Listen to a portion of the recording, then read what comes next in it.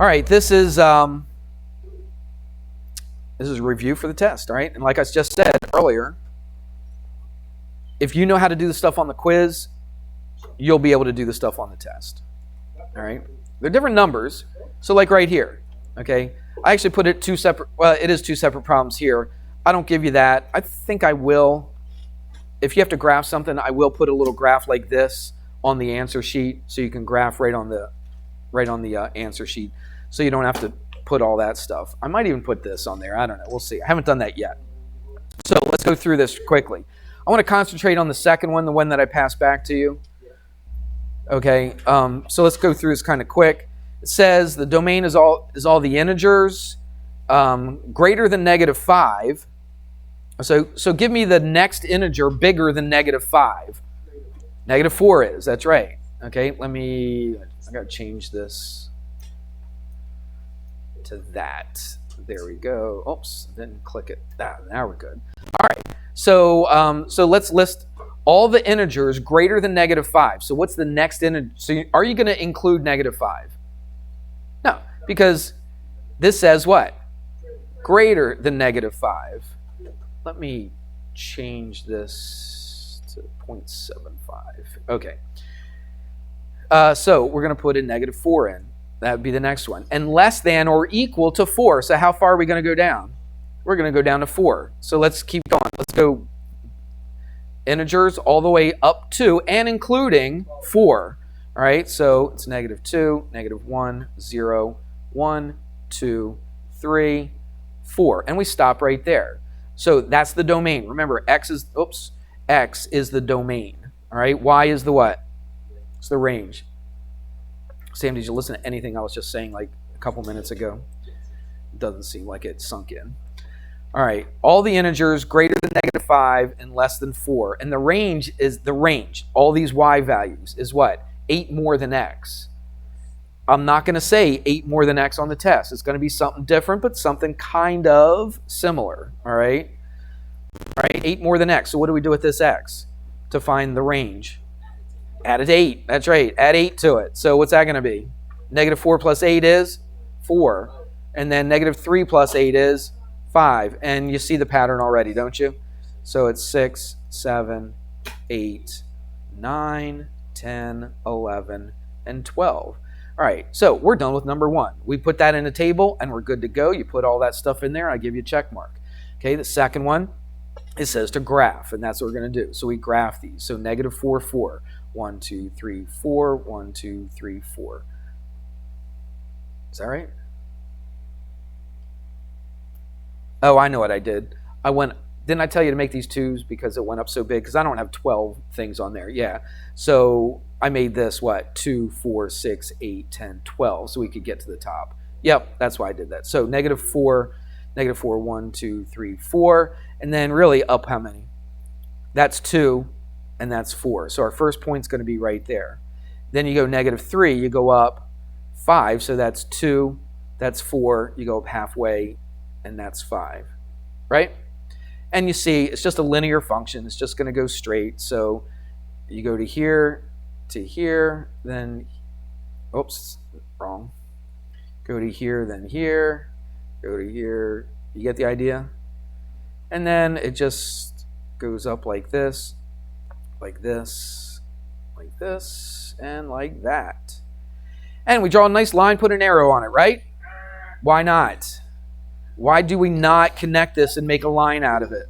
Because this is just asking for the points. It's asking for the what? The integers. The domain are just the integers. And the range are just integers. We do not connect the dots because connecting the dots would mean that -3.5, right, would be one of the valid points. But is -3.5 included here? No, it's not, because it says the domain are all the integers, okay? So make sure that you understand that. So do we connect them? Do we put arrows? Nope, you put the dots right there, and you got to put all those dots.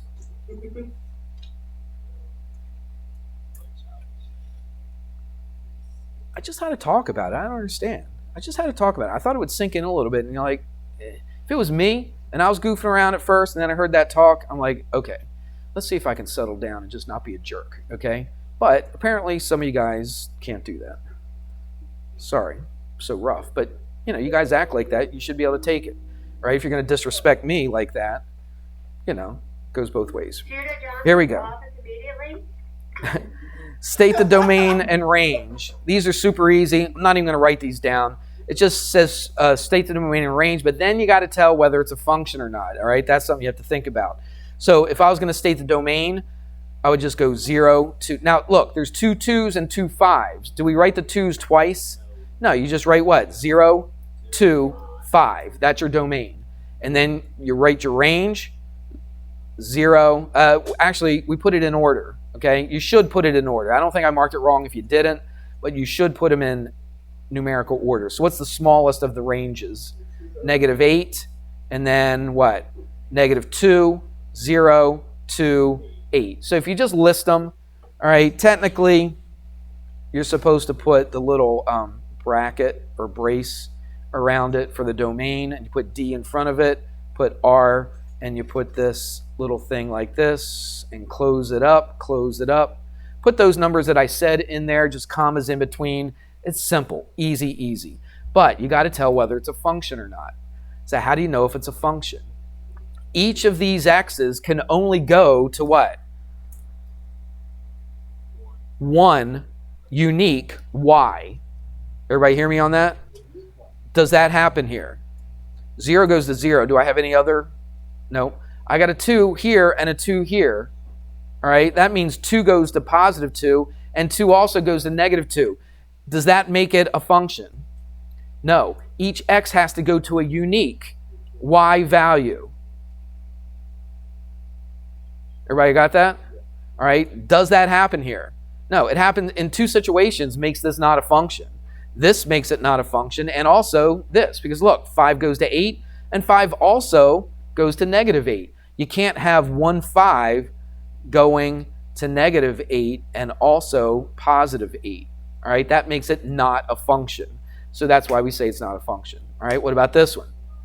I got a 2, a 9, an 8, and a -9. I got all different x's. All right, so right away, if I have all different x's, then it's a what? It's a function. All right, so I don't have any repeats on the x's. So yes, that's a function. I'm not going to go through the domain and range. Same thing as this, big deal. All right, let's do the next part. This is just so you understand how to write notation. All right, this says you're just taking the f function and subtracting the g function from it. So which one is the x function? It's x squared minus 2x. And what are you doing? You're subtracting the g function from it. Here's what several of you forgot to do. It's been a little while since I graded this, but here's what you got to do. You got to distribute the negative through that parentheses. And a lot of you guys didn't. A lot of you guys kept it +9. All right, so I've got x squared minus 2x minus x, what? Minus 9. And that's what a lot of you guys forgot. A lot of you put the +9 right there. All right, and so your answer is just x squared minus 3x minus 9, and that's it. All right, it's just simple subtraction with some variables and that kind of thing. All right, this one says to do what to those 2 functions? No, doesn't say graph. What's this say? We're multiplying the functions together. That's what it means. Instead of saying, watch, we write it like this instead of doing this. It just saves us a little bit of writing.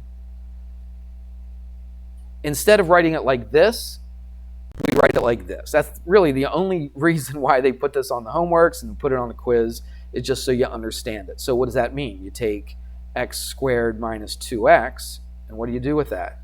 Multiply it by the g function. What's the g function? It's x plus 9. And now we got to do a little distributive property and all that stuff. I'm not here to teach you basic algebra 1, but if you do it, you get x cubed plus 7x squared minus 18x. Okay? You know what I'm talking about, right? Little FOIL method right there, there, there. You can do that on your own, and that's what you should get. All right, let's keep going. Let's do this composition stuff. So what in the world does that mean right there? F composition g of x? Well, it means f of g of x.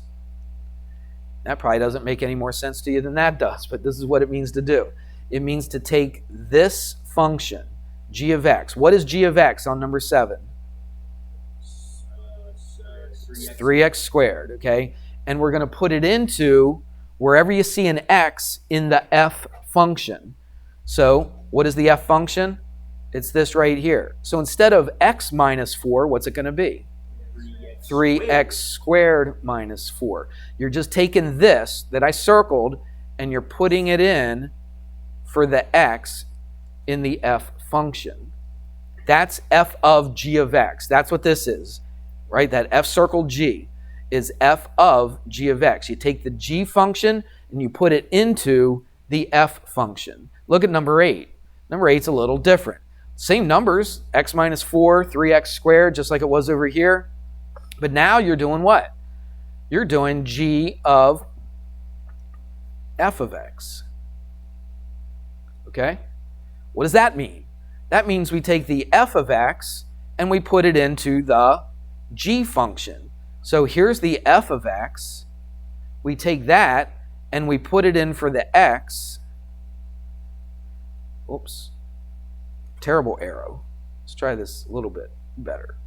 Okay, right there. Bam, bam. There you go. And you put this in for that x. That's the difference between f of g of x and g of f of x. Do you see that or not? Okay. All right, so now, basically, how do you do this problem? You just go 3 times. What are we replacing that x with? X minus 4. But what are you doing to that? Man, this thing is really laggy today. X minus 4. And then, what is that? Squared. Notice I put that in parentheses, right? Because you got to do that whole thing. So it's going to be 3 times, come on, x minus 4 times x minus 4. I'll leave that to you. Do the distributive property, then multiply it by 3, and you get some big long answer. I'll just read it off to you. 3x squared minus 24x plus 48. All right, write that down. It's 3x squared minus 24x plus 48. All right, one should do that. Right, this is just FOIL method, right, just like we did earlier. And then you multiply by 3, and then you should get what I wrote down. Everybody good? All right, let's do this one. Y equals 4x minus 3. Very, very simple. I mean, it's probably pre-algebra 1. I don't know. Maybe you learned it in algebra 1. 1, 2, 3. So the y-intercept is negative 3. The slope is 4. So I go up 4. 1, 2, 3, 4. I run 1. I go right there. Now what can I do with this? You can draw a line because it doesn't say any restrictions about the domain, all right, or the range. So you just connect them like this, connect it like this, put a couple arrows on the end of it. Oops. Why isn't it doing that? Don't know why it's not writing there. I don't know why. Why is it not doing it? Oh, it's because for some reason I clicked off of that. There we go. All right. Super easy. What about this one? I gotta go faster. So I write this y equals mx plus b, right? So you got to do a little bit of manipulation with this. So I subtract a 2x from both sides. So I'm going to put it, oh, come on. Would you please work the way you're supposed to? All right, so I just take that 2x and move it over here, divide both sides by 5. Is that right? And what is 8/5? That's what? 1 and what? 3/5, which is about 1 what? Point. Anybody can do that in your head? 6, right. It's 1.6, all right? The only reason I need that, because I need to know approximately where I am on my graph. So I go up, it's positive, so I go up 1.6, which is about right there approximately. Doesn't have to be exact. And then the slope is what? Negative 2/5. So I got to go down 2, right? I don't go down to the negative 2. I just go down 2 places. So if I'm here, okay, that's 1, that's 2, and then I go to the right 5. 1, 2, 3, 4, 5, about right there. All right, and then It's a terrible circle, but you get the idea. It looks like something like that, something like this. There we go. It's pretty close. And there it is. All right, so that's what it should look like. Put arrows on it.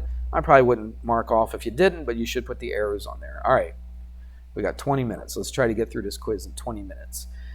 It says write an equation in slope-intercept form. I think every single person got this right, so that was good. That made me feel a little bit better. So y equals mx plus b. What's the m? It's 5, and then x, and then the b, it's minus 2. Easy as that. No math needed. Right here, this took a little bit of extra work, okay? So you could do this a couple different ways. First thing I would do is find the slope. How can you find the slope if they give you 2 points? So yeah, y2 minus y1, so subtract the y's. It doesn't matter. Let's go 9 minus 5. Oops, 9 minus 5, and then negative 8 minus 1. Make sure if you go the second one minus the first one, you do it for both of them. Everybody got that? Because that'll change your sign if you don't. What is that? That's 4. That's a negative 9, so it's negative what?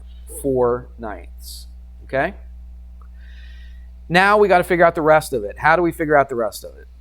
Well, they give you 2 points. So I would use, and you got a slope, right? So I would use the point slope form, wouldn't you? Yeah, I would. So what is the point slope form? Y minus y1 equals m times x minus, x minus x1. I don't know, this program was working fine before. I don't know why it's acting so weird. All right, so let's put some stuff in. Y minus y1. You can pick either one of these points. It doesn't matter which point that you pick. That's what's nice about this. All right, so let's just pick this point. A little smaller, doesn't have a negative. Seems obvious one to pick, don't you think? So let's do it. So it's y minus y1. What's my y1 or my y? It's 5 equals the slope. We just found it. It's kind of ugly, but that's all right. It'll still work. And then x minus x1, which is just 1. And now we just got to simplify this and put it in slope-intercept form. Well, I'm going to add a 5 to both sides and then just simplify this. So this is going to be, we'll distribute the negative 4/9, so it's negative 4/9 x. Minus and a minus is plus, and it makes it real easy because that's a 1. So what's 4/9 times 1? It's just 4/9 plus 5. Now look, I'm going to add that 5 to this 4/9. So what am I going to do when I add those together? Find a common what? Denominator. Okay, what's the top going to be if this is going to be a 5? 45. 45 divided by 9 is 5, isn't it? Yeah? All right, and then we are pretty much finished. I'm not going to put equals. Let's put y. If my thing would work. It's just acting so weird today. Or just right now. It was working fine earlier. So y equals negative 4/9 x plus oh, it's driving me crazy. 4 plus 49, or 45 is 49 over 9. It's a weird looking answer, but that's what it is. Okay? All right. Do we do all of these or not? Well, this one. You could see these already, right? Look, y minus 7x plus, watch, what are you going to do? You're just going to add that 7x over here. I don't even care about the y-intercept. What do I care about? The slopes. All I care about is finding the slopes to these, okay? So how would I do that? Put the 5 over here, put the 9 over here. I don't care what that is. But if I add a 7x here, add a 7x here, what's the slope to both of those lines? It's 7, positive 7 for both of them. So what kind of a line is it? It's parallel. So the slope of both of these is 7, all right? And so that means if they have the same slope, now they have different y-intercepts, right? Because they could have the same slopes and be what? Coinciding, if they're exactly the same. But they got the same slopes, different intercepts, so that means they are parallel. I'm writing like a little kid here. I'm going to write so slow. I don't know why. Something's happening. Maybe I just used it too much today. I don't know. There we go. Same thing here. let's find the slope. So I want to get the 6y by itself. So what do I get? Negative 6y equals negative 4x plus 11. I divide by negative 6. What's the slope of this one? 4/6. Yeah, reduce it. 2/3. Okay? So that's the slope of this one. Let's find the slope of this one. So again, move that 9 over, slide the 3x over. So I've got 2y equals negative 3x. Ugh. Negative 3x. Right, as slow as a little kid. Divide by 2. Check it out. This is what? Positive 2/3 is, whoops, negative 3 over 2. What's the relationship between them? They're negative reciprocals. So what's true about these two lines? They are perpendicular. Maybe because I don't know why it's acting so weird. Perpendicular. Okay. All right, what about this right here? Well, you know the slope of that already, don't you? Yeah? What about this? This is going to be y equals negative 3x plus 2. So look, this slope has a slope of positive 3. This slope is negative 3. Is there any relationship between them as far as the stuff that we've been talking about? No, they're not the same, right? One's positive, one's negative. They're not negative reciprocals because it's 3 and 3. It's not a negative 1/3. So is there any relationship between these two lines? No, not really. Okay, and so what would you say? It's none. All right. We already mentioned this once, I'll say it again, but what if it was coinciding? What would be true? Same slope, same intercept. Yeah, same slope, same y-intercept, okay? So everything would be the same. Good? All right, we're getting there. All right. This probably was the hardest problem of the whole thing, or at least the lengthiest, would you say? All right, so let's go through it. If I can stay calm with this dumb writing thing, because I want to write so fast and I can't. So I'll try to slow everything down. Right now, I messed up. Did you notice? Write the standard 4. I should have put what? Form.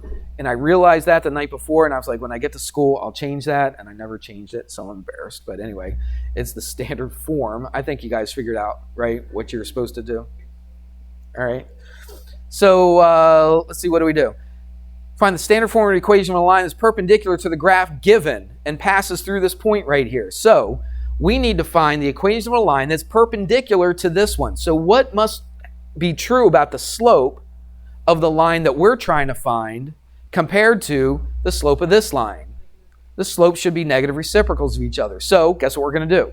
We're going to find the slope of this line, and then we're going to take the negative reciprocal of it. So let's do it. It's negative 9y equals negative 4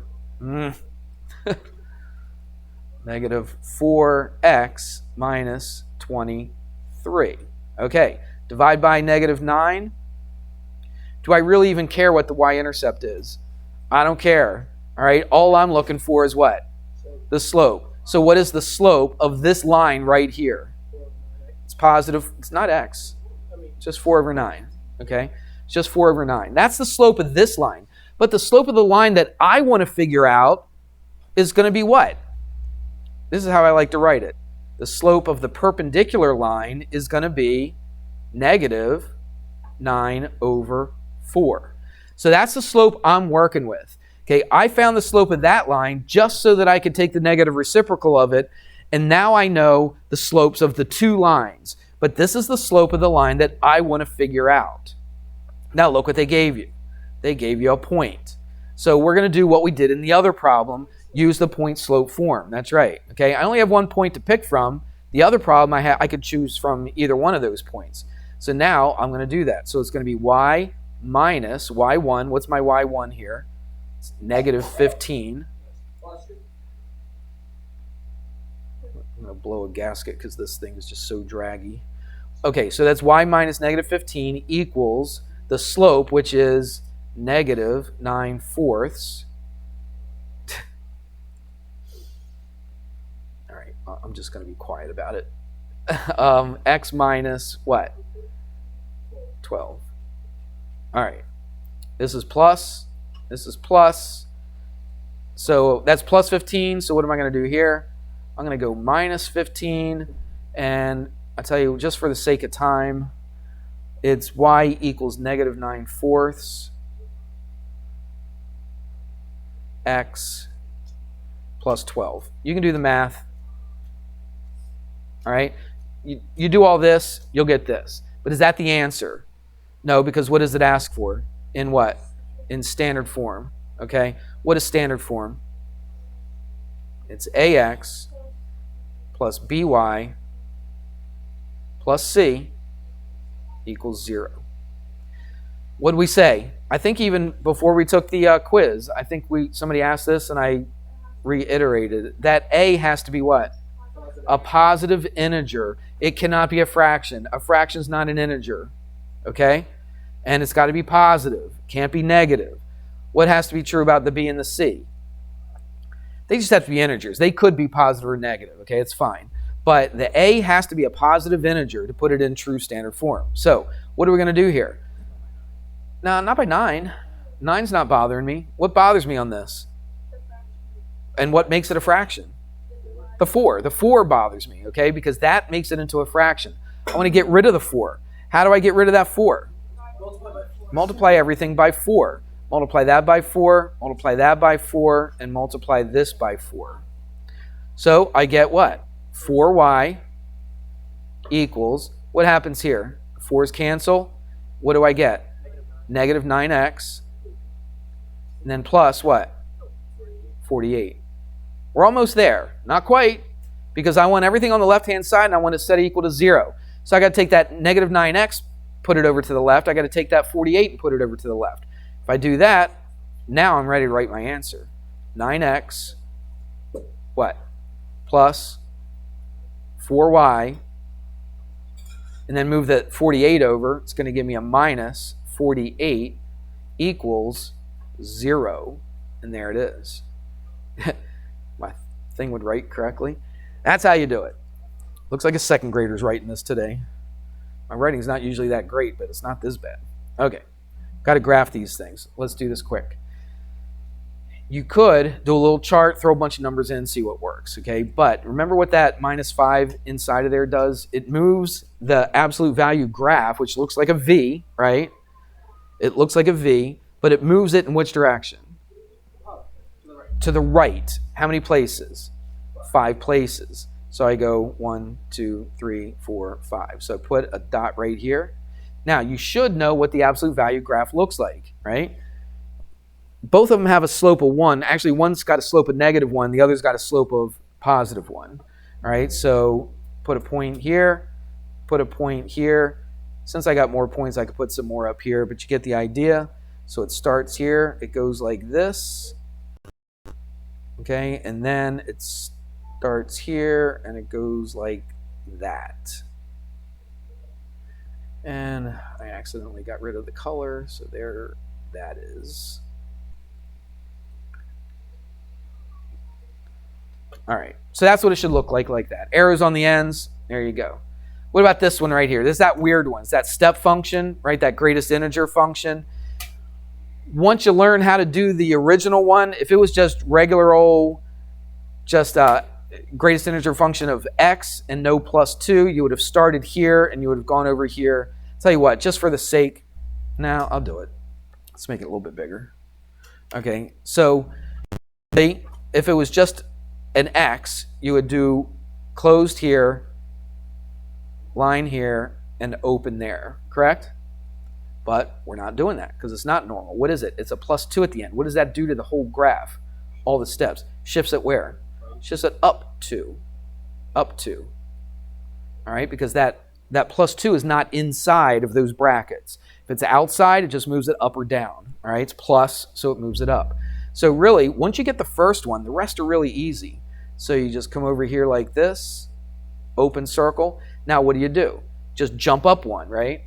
So you go to from the open, you jump up one, put a closed, come over here like this, and open. Jump up another one.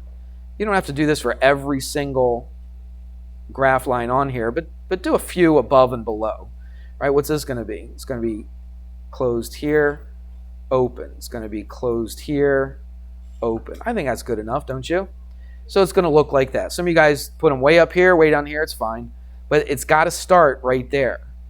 All right? That's what the plus 2 does. Make sense? All right. Marked it wrong? I'd have to see it. All right, let's take a look at this one.